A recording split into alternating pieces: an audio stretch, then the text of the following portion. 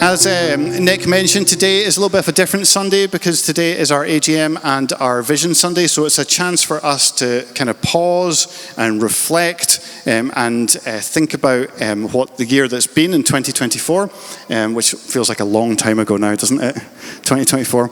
And also to look ahead and ask God for what he might be saying to us as a church. So visitors, sorry, but you get a little insight into our journey, but most of you are regular. So I thought we would just begin this kind of section today just with a bit of a review, looking back at 2024. So we put the 2024 slide up for us, Phil. I tried to gather as many pictures and little bits, you can't probably see them all, from 2024. So it's been another year of God at work in our midst. And I couldn't believe all these things happened in the year when I started to think back at all the different things. You're like, what is that picture? Where's that from? Well, it's been another year of God's faithfulness. Stepping back to when we last spoke to you on our last Vision Sunday, since then, in February, we got the good news that Jodie had her visa. So February 2024, if you remember that far back, Jodie, after a long journey, a bureaucratic journey of getting Jodie her visa. So Jodie is our children and families worker, for those that are not aware, and we'd been praying for that visa to come. But in February, we finally were able to employ Jodie as a children and family worker. So can you believe it's been a year? And hasn't Jodie just done a fantastic job over this past year? Yeah, feel free to show.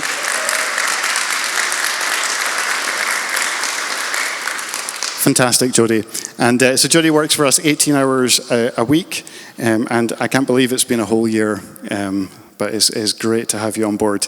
I thought we'd just very briefly just scan through some of the teaching things that we looked at over the past year. So we began with the Vision Talk last year, where the encouragement was for us to think about how we open up our homes to others and we invite people in, do hospitality with those outside of the church. I won't ask you how you did, but just that ongoing encouragement to build relationships outside this community, inviting people into our homes.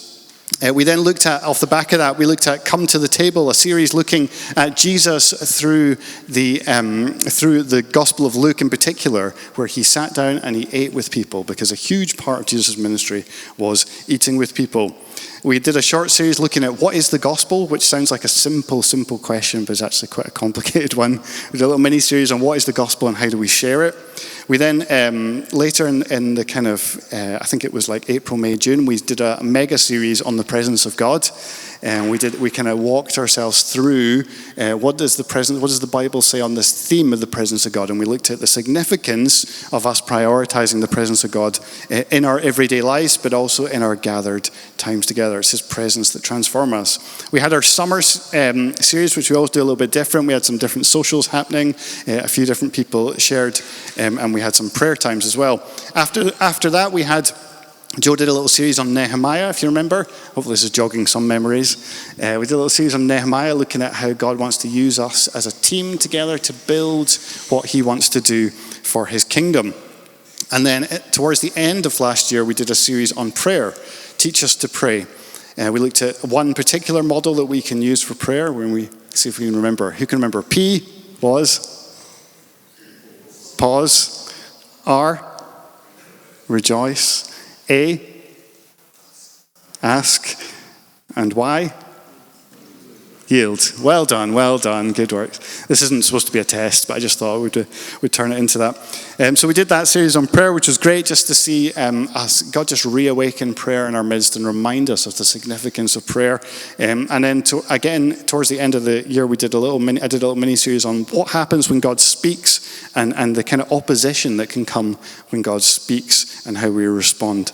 And then throughout the year, we also had our usual guest speakers. We had Keith Short from the Scottish Network and Phil Arbin as well come and speak to us at various points. Outside of our teaching, we had last year in March was when we launched Gather Worship Nights. So it feels like they've been running forever, but actually it was only in March that we launched them. So these are monthly worship nights with a heart to invite worshippers from across East Lothian, and it's been great to see different churches represented. We've had people from all sorts of varieties of the church across East Lothian join us as we worship, and our heart is that would continue to grow as we continue to put it on this year. We had a visiting team from Bethel. We had a team from BSSM come and spend a weekend with us, and that was at the same time we launched Gather, if you remember, and they spent time praying for us, prophesying over us, and that was a good time had by all. And then we ran also throughout the year a bunch of kind of more public-facing events, primarily focused on kind of children and families in our area. So some of you might not have been directly involved in all of these, but we did, in February, we did a pancake day. We did down at the Abbey Church, we had an event where we invited families and kids to come and do a pancake day thing with us, which was fun. That was in February. We had an Easter holiday fun day on the 12th of April in here. Was it in here, Jody? It wasn't here, yeah. And that was great. We did like an Easter egg hunt around the place. And all of these events were just about us being a space where we can build connection with local families and kids. And then fast forwarding to October, we ran a very successful light party on the 31st of October, which was an alternative kind of celebration on Halloween.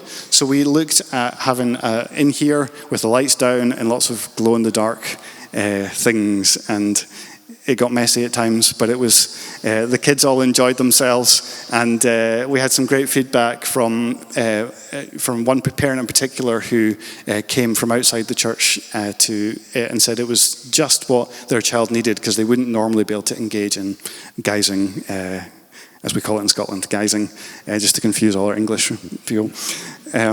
So yeah, we had that, and then of course towards the end of the year we had the massive Christmas carols event, family carols event, which was I think our biggest yet, somewhere between 90 and 100 people, and I'd estimate that at least 30, 40 of those people don't normally go to church, and loads of kids running around, chaos, and it was another great event just to see people coming into this space and seeing this hall, like 2/3 full of noise and chaos, and so that continues to be a great, easy event to get people along to. So when I reflect on 2024, there's been a lot that God's been doing, and has anyone joined us since 2024? Woohoo! Look at that! Isn't that great? Welcome, guys. It's great to have you with us since 2024. God's been at work and drawing people in. So that was a little bit of a look back, and now as part of our AGM, I'm going to, in a moment, just invite Peter to come up and share. So Peter Dornan, for those who don't know, is one of our trustees. As a charity, we have a responsibility to kind of look at good governance and finance for how we handle the money that you give to us and how we make good use of that. Peter is a key figure in our trustees. He's our chair of trustees. And as we look at finances, if you're not financial, there's a tendency to want to switch off at this point. But I want to encourage you, this is Peter's highlight of the year. This is the moment he waits for every year. And but when you look at our finances, if you're actually prepared to open your eyes, you'll see the faithfulness of God. You'll see the goodness of God in responding, because kingdom work takes resources, and it takes good organization and planning and budgeting and all of that good stuff. So let's have a very warm welcome for Peter.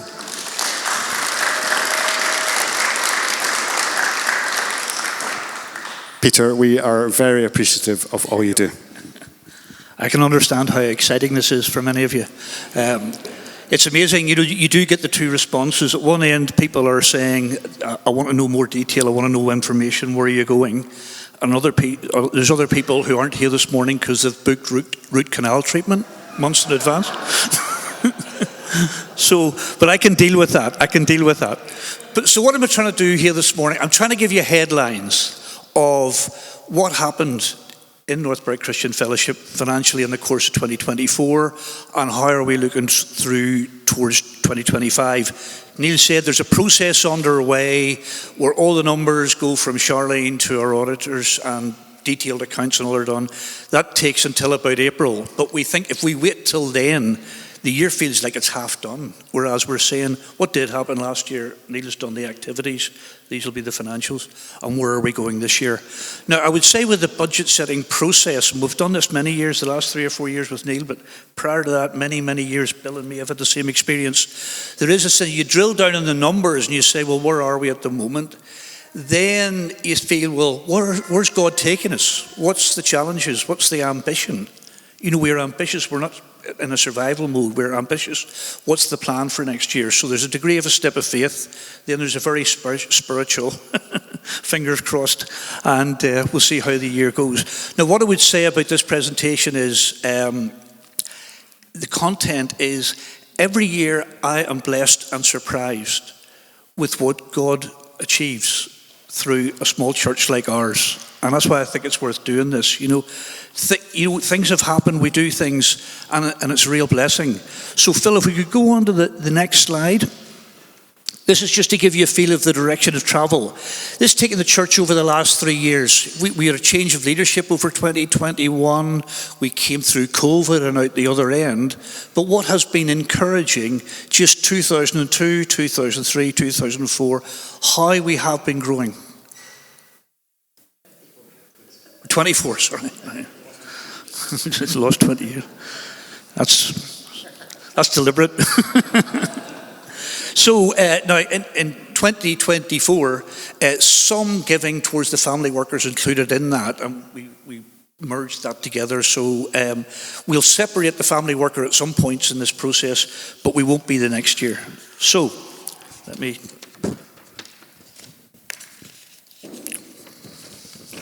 So when we look at how we funded activity next year, next slide, Phil. Just talk about the Family Worker Fund.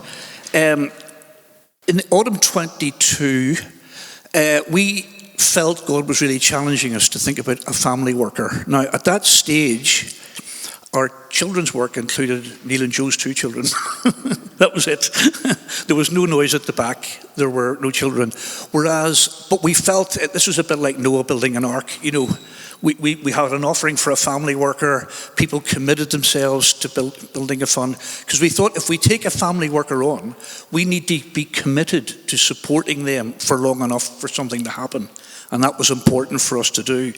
And again, the giving was just a blessing beyond belief. God really moved. So between the initial offering, what people have given, we built up a fund of over £22,000 to invest in working with families and children. You know, and in this day and age, that's got to be a good thing to do. So we knew you've got to do chicken and egg. You appoint the family worker, and then you hope the families come. That's the plan. If the families don't come, it's not a very good plan. But families have come, which is great. It's a lovely noise at the back of the hall on a Sunday morning when these kids are playing away. So we have that going. I've also just said here, we have non-budgeted income, just to explain what that is. In the course of the year, we do some things, like we've just mentioned the Bethany offering. We had an offering for Christmas Cheer, which is helping families that were struggling over Christmas in the area, working with the community council. So we have offerings for them. We also have just life events and acts of kindness go on the course of the year.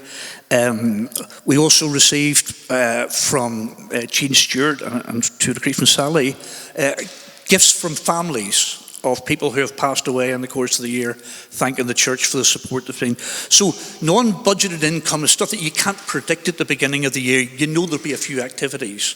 So it's not carelessness, it's just doing that. So those things enable us to be able to reach out. So if I look at 2024, Phil, just to give you the headlines here. When I stood here last year, we were budgeting income of 65,800 and budgeting expenditure of 74,000. So we knew there was a faith gap that we had to face. As it turned out, we had actual income of 72,000, which was just amazing. And just, again, we're not that big, but that was what came in. Now, one thing I want to plug here is of the 57,000 that was given by members and guests, 13,000 was added to that by gift aid. So when we keep saying, if you're giving, please give gift aid because the government give you the tax back, that's a significant amount of money, and very encouraging. So our actual expenditure against that was 75,000. So we narrowed the gap. We had non-budgeted income, which I showed you in the last slide. On this number, there's 1,371 of extra money that came in for the family worker. Next year, there'll be no special highlights. But we were also able to draw on the expenditure side for the funding of that initiative, and that was activities, etc. as well, 14,300. So we've been managing the process, managing the financials, and we know what we're doing. So total income of 77, total expenditure of 91. That's what we were planning. That's what we were expecting, and we're drawing down from that. So we had a deficit over the year of 14,300, which came out of the fund. But still, at the end of the year, we're left with £45,000 in total equity in the bank. So we're going in to 2025 in a good place. Now, then next slide, Phil, please. Budgeted income for 2025 is just over 81,000. How do we get there? We take the current run rate, because it changes over the course of the year. So we take the run rate, we multiply it by 12, and we add 5%. That's a very spiritual, biblical principle that we're sticking to. So all things were being equal, that's what we're doing. We're planning for expenditure, which again includes all expenses relating to the kids' work and the family work, of 91,000. So that would appear to be a deficit of 9,989. Well, it is a deficit, but there's 4,500 left in the family worker fund getting it set up. So we're actually saying in the course of the year we're overspending by about 5,000. So that should leave us at the end of the year with around 35,000 in the bank. So to give you some feel for how we spend the money that does come in, I've got the one graphic here. So money goes out in a few directions. By far the biggest outlay is in people. Again, deliberate. You know, we've got 0.6 of Neil, 0.4 of Joe, 0.5 of Jody, and some of Charlene, who does a fantastic job on the west coast of France, pulling all these numbers together, dealing with HMRC, etc., doing all the gift aid. Charlene's not here live, but with us in spirit every week. So that's what we're spending on people, because that's going to make things happen, investing in the future. We've also got other categories. Giving. We support the Bethany Caravan every month. That costs, but you know, we do lunchtime homeless on the third Monday of every month. We support a hospice in Uganda, which is also a maternity unit and A&E. It's in rural Uganda, Jan White, and we've had offerings for her in the course of the year. We're visiting speakers, and we're also part of the Scottish network, and we support that. Under ministry resources, that's where we have funds available for mission, for youth work, for children's work, for the events that Neil was talking about, that we can lay on and do right in the course of the year. We have money going into that. And then in admin, covers boring stuff. Equipment, like getting a projector that doesn't flicker, is one of our goals for 2025. I keep thinking it's my age, but it's various software licenses, etc., insurances, audit fees, and probably the biggest element of that money, which is about 3,200, gives us these facilities every Sunday. You know, the hall, in there, prayer rooms, and not only that, we're gifted with the best janitors there's ever been in the history of mankind. The guys are unbelievable and treat us phenomenally well. So, big hand to them. So that's where 2025's money's going. We are excited about the year. We believe the resources will come, and we believe we're going to see God moving and growing the church. So next slide there then, Phil.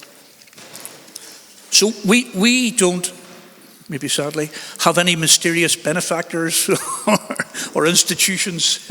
We haven't managed to drum up Donald Trump type support from anywhere external to help us achieve our goals and objectives and world domination.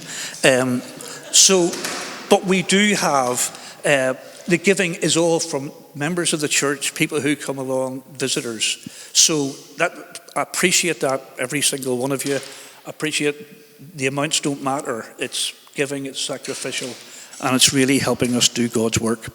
So there's various ways of giving us money. The basket seems to have gone, but there's various electronic ways of giving us money, standing orders, etc., etc. And that will keep us going through the years ahead. So that's then the next slide, Phil, is just to finish off with that. Hopefully that's given you a picture. If anybody wants more information, I've got spreadsheets upon spreadsheets upon spreadsheets. And we can happily go through that. When the audited accounts are published, we will get them round everybody and do that. But hopefully that's given you a flavour of what we're doing and you found it very interesting.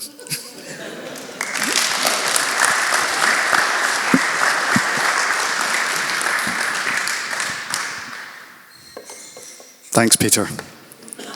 My favourite moment of the year.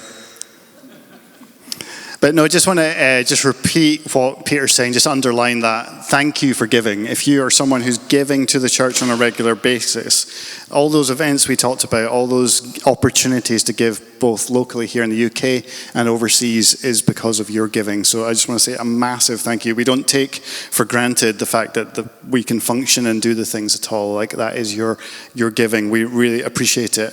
And of course, it would be remiss of me to say, if you don't currently give to the church and you would like to, then we do invite you to partner with us to put your resources into the vision of what we're building here as a community. So if you're in a position to give and you would like to, then that would be great. If you currently give, this is a good opportunity to review what you're giving. Maybe you've had a salary increase. Maybe you've had some extra money from other places. We would ask you just to regularly review your giving as well. So thank you. We need kingdom resources if we're going to do kingdom activities. And we don't need to be ashamed of talking about money. Money is a reality in our world, and we need those resources. But thank you so much for your giving.